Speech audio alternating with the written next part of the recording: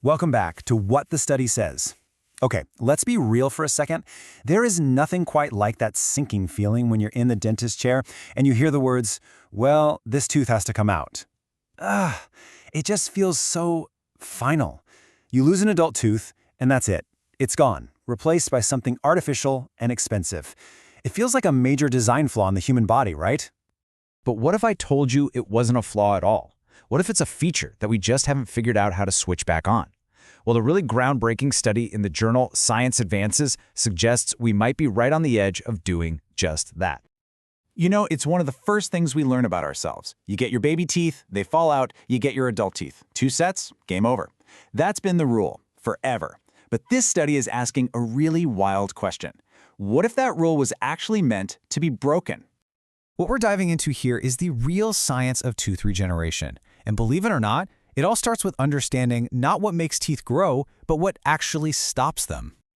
So let me introduce you to the main character in this whole story, a gene with a mouthful of a name, USAG1. The absolute easiest way to think about this gene is as the brake pedal for making teeth. Its entire job is to slam on the brakes and tell your body, all right, we've got enough teeth in here, stop the production line. It actively blocks the signals that tell teeth to grow. And this slide just shows you how powerful that brake really is. On the left, with USAG1 active, everything's under control. Tooth growth is stopped. But on the right, when you take USAG1 out of the picture, the system just goes for it. Development gets a massive boost, and you can even end up with extra teeth. The brake is off, and the factory is back in business.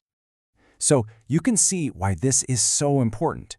It's all about that genetic brake.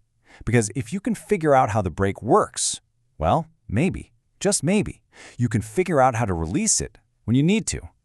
And that is precisely what a team of researchers at Kyoto and Fukui universities in Japan decided to try. They looked at this USAG1 gene, this brake pedal, and they asked this beautifully simple question. What would happen if we could just turn it off? You know, not forever, just for a little bit, and see what happens. And their solution was just so clever. So here's how it works. First, they knew USAG1 was blocking this super important growth signal called BMP. Second, they designed a special antibody. Think of this antibody like a custom-made key that fits one and only one lock.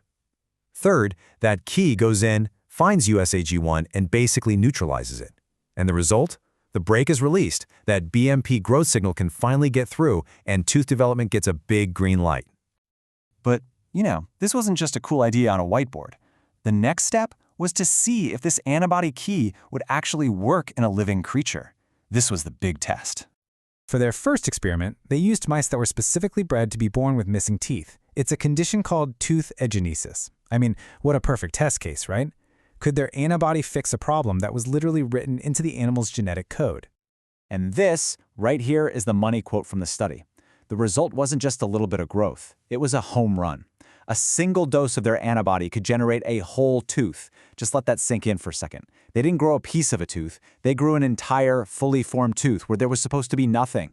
So, yeah, it worked. They proved they can rescue teeth that were genetically missing. But you know what that means? It immediately leads to an even crazier question. If you can fix a missing tooth, could you use that same antibody to grow a brand new one in a perfectly healthy animal that already has all its teeth? And the answer to that question is what turns this study from just being pretty interesting to being, frankly, revolutionary. So they tried it in normal, healthy mice. And guess what? It worked again. The antibody triggered the growth of brand new, extra teeth. This was huge. It proved the concept wasn't just about fixing a mistake. It was about kickstarting a growth process that our bodies actively keep turned off. Okay, mice are cool.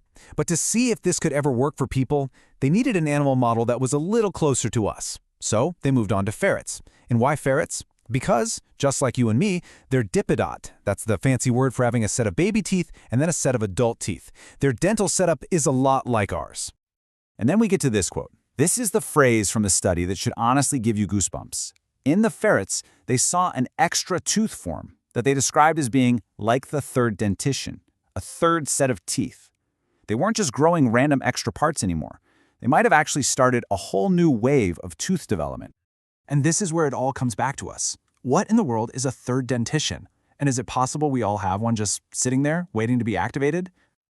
So here's the bottom line. The study strongly suggests that we humans might actually have the little seeds, the starter kits, for third sets of teeth just hanging out in our jaws. They're there, but genes like our old friend USAG1 are keeping them locked down. So this therapy isn't really magic. It's not creating a tooth from thin air. It's just unlocking a potential that's been dormant inside us this whole time.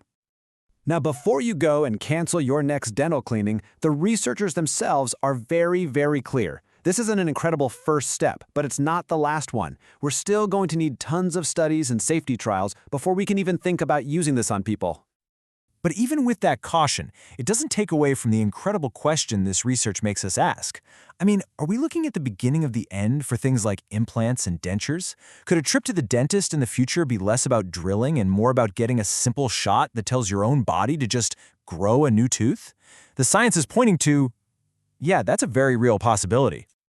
For more deep dives into the cutting-edge science that's changing our world, make sure you subscribe and share this with anyone you know who's ever wished they could get a do-over on a lost tooth. Thanks for tuning in.